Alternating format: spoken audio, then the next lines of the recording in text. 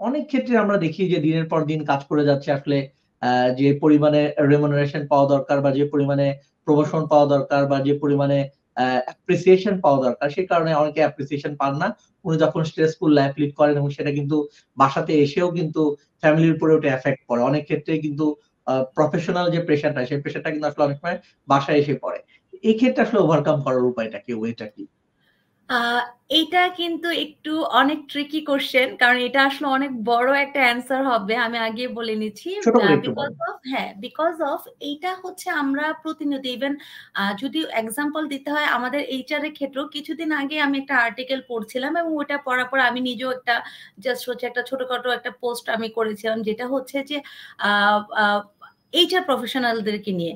Of course সব প্রফেশনে এটা আছে যে আমরা কাজ করি কিন্তু মানুষকে মোটিভেট করার জন্য, বাট সামটাইমস আমাদের ডুয়েল রোল প্লে করতে গেলে কি হয়, আমরা কিন্তু মাঝে মাঝে আমরাও মানুষ, আমরাও স্ট্রেসে থাকি।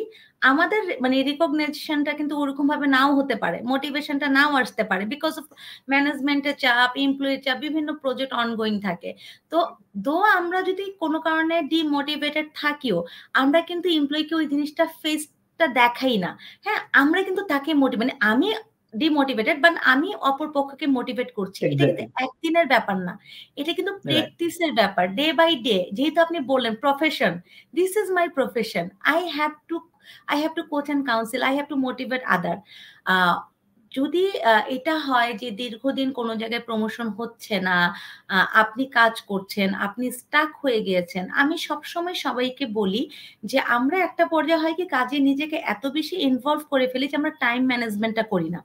টাইম ম্যানেজমেন্টে কি আমার 24টা ঘন্টা, রাইট? এই 24 ঘন্টার মধ্যে আমি কত ঘন্টা কাজ করব, কত ঘন্টা শুধু নিজের, মানে যেখানে আপনি অ্যাজ এ হিউম্যান বিং আপনার নিজের জন্য থাকবে, আর বাকিটা সময় আপনার পরিবারের জন্য থাকবে এবং ঘুমের জন্য থাকবে।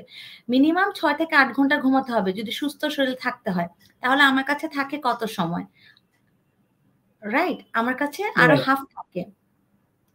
তো যদি আমি বলি যে আমি 6 ঘন্টা ঘুমালাম, তার মানে হচ্ছে 18 ঘন্টা আমার কাছে থাকবে।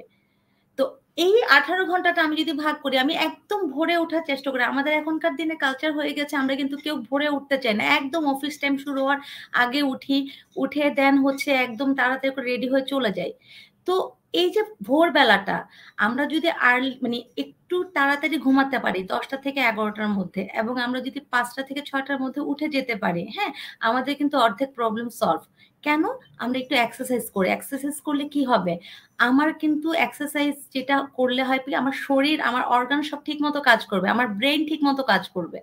তারপর আমরা যেটা করি, অফিসে গিয়ে আমরা ক্যাফেইন, নিকোটিন যারা আসক্ত প্রচুর পরিমাণে নিতে থাকি, এটা কিন্তু আমাদের স্ট্রেস লেভেলটা বাড়ায়। আমি একটা আর্টিকেলে পড়ছিলাম যে একটা সুস্থ সবল মানুষের 40 মিলিগ্রামের বেশি ক্যাফেইন মানে কফি বা চা, হ্যাঁ, নেওয়া উচিত না।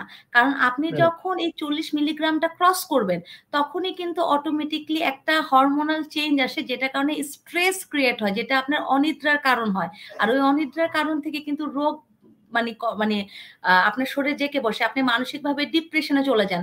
আমাদের বাংলাদেশের ডিপ্রেশনটাকে কোনো রোগ বলা মানে বলে গণ্যই করা হয় না। অনেক সময় আমরা হয়তো বা ডিপ্রেশনে থাকি, আমরা নিজেরাও বুঝি না, ওইটারই এফেক্ট আসে রাইট। আমার ফ্যামিলির উপরে। সো প্রথম কথা হচ্ছে আমার হেলদি লাইফ লিড করতে হবে, রেদার দেন আমার ডায়েট আগে আমার ঠিক করতে হবে। আমাকে মাছ বেশি খেতে হবে, সবজি বেশি খেতে হবে, বাদাম খেতে হবে, দুধ খেতে হবে। ঠিক আছে, আমি বাদাম খেতে পারছি না, আমি একটা কলাই খাই, আমি অ্যাটলিস্ট দিনে 2টা কলা খাই, আমার আয়রনটা যাক, যেটা আমার শরীরে হয়তো বা শরীরটাকে ঠিক রাখবে, আমার ব্রেনটাকেও কাজ করাবে। সো এই হেলদি ফুড ডায়েটটা করতে হবে। এক্সারসাইজ বেশি না, আপনি 10 থেকে 20 মিনিট এক্সারসাইজ করেন। আপনি যদি জি। 10-20 মিনিট না পারেন, সপ্তাহে 2 দিন অ্যারোবিক্স করেন। ইউটিউবে অ্যারোবিক্স এর প্রচুর ভিডিও আছে, জাস্ট 15 থেকে 30 মিনিট সপ্তাহে 2 দিন করেন। আপনি দেখবেন আপনি মানসিকভাবে অনেক স্ট্রং হয়ে যাবেন। মেডিটেশন, ইয়োগা, ইয়োগা কিন্তু আপনাকে কনফিডেন্ট করে। কিছুই না, একটু ইয়োগার কয়েকটা মানে আপনি সার্চ দিলে ইউটিউবে, গুগলে অ্যাভেলেবেল, ওগুলো করেন। এই প্র্যাকটিস গুলো যখন আপনি রেগুলার বেসিসে করতে থাকবেন, আপনি কিন্তু দেখবেন যে আপনি মানসিকভাবে অনেক স্ট্রং হয়ে গিয়েছেন।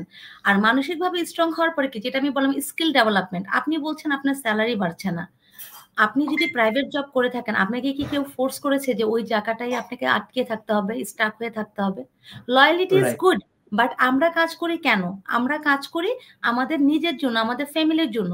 আপনি যখন দেখতে পাচ্ছেন আপনি ভালো কাজ করছেন, আপনার স্কিল আপনি ডেভেলপ করেছেন, আপনি বিভিন্ন আপনার প্রফেশনের সাথে যে সার্টিফিকেশন কোর্সগুলো আসে, প্রত্যেকটা প্রফেশনের সাথেই কিন্তু ২-৩ বছর পর, পর নতুন, নতুন কিছু প্রফেশনাল সার্টিফিকেশন আসে।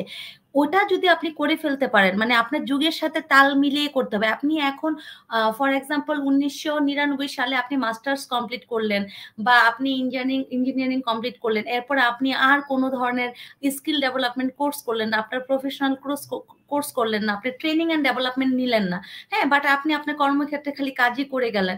একটা পর্যায়ে কিন্তু আপনার আর ইভালুয়েশন হবে না, বিকজ অফ আপনার নলেজ কিন্তু সেই 1999 এর বুকিশ যে নলেজটা ছিল প্লাস কাজ করতে করতে আপনি এক্সপেরিয়েন্স হয়েছেন, সেটা কিন্তু আপনি কিন্তু ট্রেনিং অ্যান্ড ডেভেলপমেন্ট কিন্তু নিজেকে করেন নাই, ট্রেনিং অ্যাটেন্ড করেন নাই, প্রফেশনাল সার্টিফিকেশন করেন নাই, মার্কেটে আপনি আপনাকে নিজেকে প্রুভ করতে পারেন নাই। তো আমার কথা হচ্ছে যে স্ট্রেস কন্ট্রোলের জন্য আমাকে হেলদি লাইফ লিড করতে হবে, মেডিটেশন করতে হবে, এক্সারসাইজ করতে হবে। আর প্রফেশনাল লাইফের জন্য কি করতে হবে? আমার স্কিল ডেভেলপ করতে হবে। আমাকে আমার কে তৈরি করতে হবে। আমার এই অর্গানাইজেশন আমার হচ্ছে না। মার্কেট ইজ টু বিগ নাও। আমরা এখন বাংলাদেশে বসে অনলাইনে বিদেশে কাজ করি। ওয়ার্ক ফ্রম হোম করি। অনেক লোক আছে, অনেক লোক, অনেক প্রফেশনাল এখন বাংলাদেশে আছে। অনেক প্ল্যাটফর্ম আছে। সো আপনি এখানে সাকসেস হচ্ছেন না, আপনি আরেক জায়গায় চলে যান। রাদার দেন অর্গানাইজেশনের বার্ডেন হওয়ার থেকে আপনি নিজেকে অ্যাসেটে পরিণত করেন। এবং সেই জন্য বিভিন্ন ধরনের ট্রেনিং ইনস্টিটিউশন ইন্টারন্যাশনাল লোকালি মানে প্রচুর আছে।